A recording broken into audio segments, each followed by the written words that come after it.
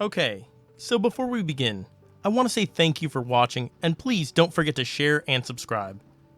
I must be honest with you guys. I'm a huge Stranger Things fan, but after the first episodes of Season 3, it was hard to continue because of the political and historical ramifications it could have. In order to understand what I'm trying to say, we have to go back to the real Cold War era, a dark period in American history. Then again, which part of American history isn't dark? During the 1950s, the American public, for the most part, was healing from the deaths of their kids who went off to war in World War II.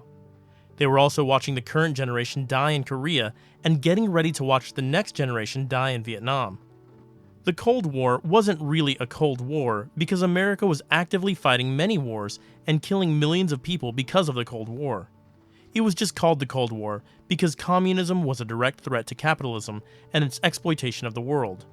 The two countries of the United States and the Soviet Union did not want to fight each other, but instead used proxy wars to attack each other's ideologies for 40 years. It's estimated since World War II, the United States is responsible for 20 million deaths worldwide, with their policies of arming right-wing groups globally along with their proxy wars. In the early 1950s, a guy by the name of Joe McCarthy, a Republican from Wisconsin, was the leading figurehead in the fight against the invisible enemy of communism. Is it fair to say communism was never a threat to America? Yes. In fact, it's the truth because communism really had no chance of coming to America even today.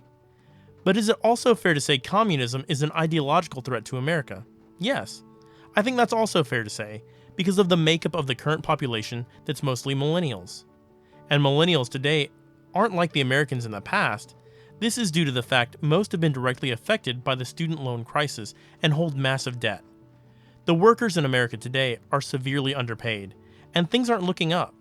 So as they search for fixes, it's only natural socialism, along with communism, will be their next direction in order to fix their problems that the older generation caused, such as low wages, bad economies, healthcare, education, infrastructure, global warming, and many more issues.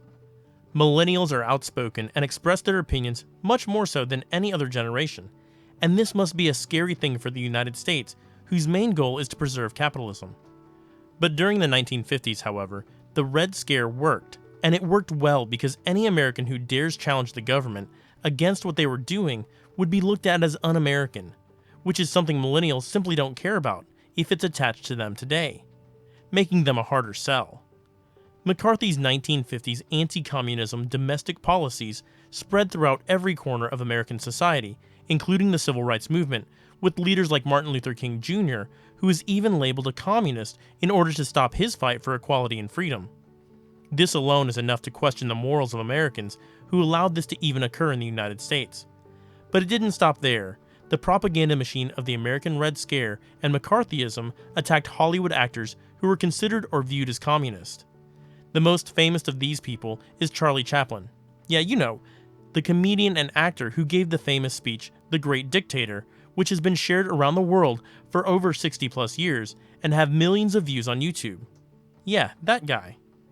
He was eventually exiled from the United States for having communist views, which to this day, the government can't really tell us how they came to this lovely conclusion. It makes no sense.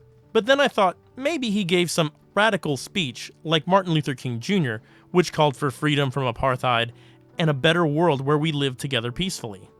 Which is exactly what he did, and only a communist would say things like this. I'm sorry, but I don't want to be an emperor. That's not my business. I don't want to rule or conquer anyone. I should like to help everyone if possible. Jew, Gentile, black man, white. We all want to help one another. Human beings are like that. We want to live by each other's happiness, not by each other's misery. We don't want to hate and despise one another. In this world, there's room for everyone, and the good earth is rich and can provide for everyone. The way of life can be free and beautiful, but we have lost the way. Greed has poisoned men's souls, has barricaded the world with hate, has goose-stepped us into misery and bloodshed. We have developed speed, but we have shut ourselves in. Machinery that gives abundance has left us in want. Our knowledge has made us cynical, our cleverness hard and unkind. We think too much and feel too little. More than machinery, we need humanity. More than cleverness, We need kindness and gentleness. Without these qualities, life will be violent, and all will be lost. The aeroplane and the radio have brought us closer together.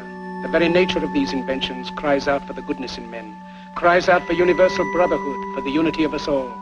Even now, my voice is reaching millions throughout the world, millions of despairing men, women, and little children, victims of a system that makes men torture and imprison innocent people. To those who can hear me, I say, do not despair. The misery that is now upon us is but the passing of greed, the bitterness of men who fear the way of human progress. The hate of men will pass, and dictators die, and the power they took from the people will return to the people. And so long as men die, liberty will never perish. Soldiers, don't give yourselves to brutes, men who despise you, enslave you, who regiment your lives, tell you what to do, what to think, and what to feel, who drill you, diet you, treat you like cattle, use you as cannon fodder. Don't give yourselves to these unnatural men, machine men with machine minds and machine hearts. You are not machines, you are not cattle, you are men. You have the love of humanity in your hearts. You don't hate, only the unloved hate, the unloved and the unnatural. Soldiers, don't fight for slavery, fight for liberty. In the 17th chapter of St. Luke it is written, the kingdom of God is within man, not one man nor a group of men, but in all men, in you. You, the people, have the power to create machines, the power to create happiness. You, the people, have the power to make this life free and beautiful, to make this life a wonderful adventure. Then in the name of democracy, let us use that power. Let us all unite. Let us fight for a new world, a decent world, that will give men a chance to work, that will give youth a future and old age a security. By the promise of these things, brutes have risen to power, but they lie. They do not fulfill that promise. They never will. Dictators free themselves, but they enslave the people.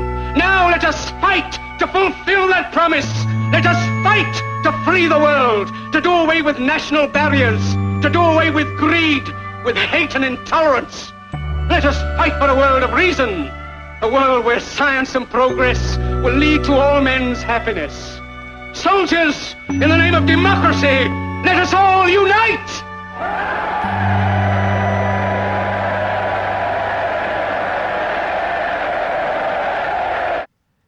Now, if the United States government can hear the words of Charlie Chaplin and come up with the conclusion he's a threat, then anyone is a threat who dare talks about their mistreatment or that of others under capitalism.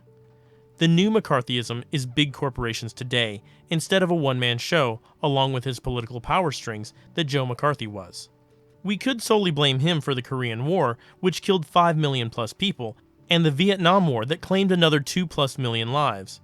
The gatekeepers today of what we see, hear, buy, and consume, whether it's political or not, will most likely come from the internet and companies like Netflix, Amazon, Facebook, and YouTube, along with the mainstream media like Fox and CNN, will either carry us into war or prevent it. If we allow these companies to be mouthpieces for the US government and their never-ending thirst for blood and resources, then they should be held responsible for the deaths caused by the United States due to the content they allow to be put out on behalf of their company's platforms. For me to not sound biased, I will say this. Yes, this can also apply to capitalism if a movie or show was created bashing capitalism or whatever political ideology one might hold. But that's the thing, it never will happen in the United States, where an entire government will use taxpayers' money to attack and kick people out of the country for simply holding a different opinion than capitalism. But it did happen against communism. So with that knowledge, it's important for us to not allow the media to play any part in justifying the killing of our fellow human beings like they already did during the Iraq, Vietnam, and Korean War.